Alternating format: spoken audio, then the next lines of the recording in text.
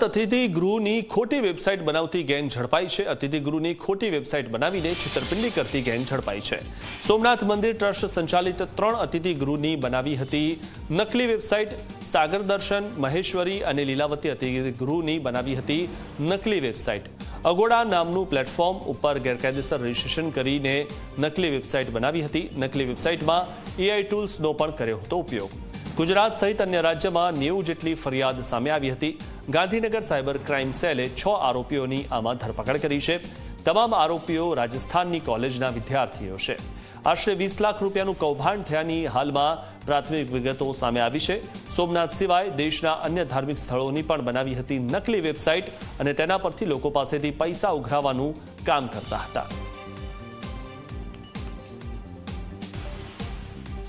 આ ત્રણેય અતિથિ ગૃહની આશરે 4 જેટલી ફેક વેબસાઇટ ઊભી કરવામાં આવેલી હતી અને જેના માધ્યમથી બુકિંગ લઈ એડવાન્સ પૈસા લઈ અને પછી એમનો ફોન બ્લોક કરી દેવામાં આવતો હતો, જેથી આ નાગરિકો સાથે અથવા યાત્રાળુઓ સાથે છેતરપિંડી થતી હતી।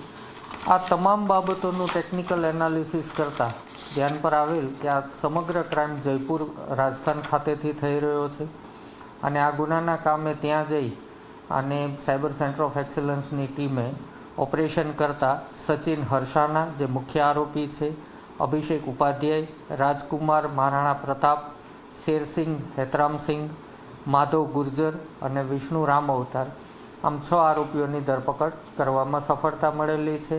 આ ગેંગ દ્વારા અત્યાર સુધી મળેલી માહિતી અને એમના ફોનનું એનાલિસિસ કરતાં આશરે 90 જેટલા લોકો સાથે ચીટિંગ કરેલું છે, જેમાં 43 ગુજરાતના નાગરિકો છે અને અન્ય રાજ્યોના 47 નાગરિકો છે, જેમાં મુખ્યત્વે મહારાષ્ટ્રના 16 અને ઉત્તર પ્રદેશના 8 નાગરિકો જણાઈ આવેલ છે।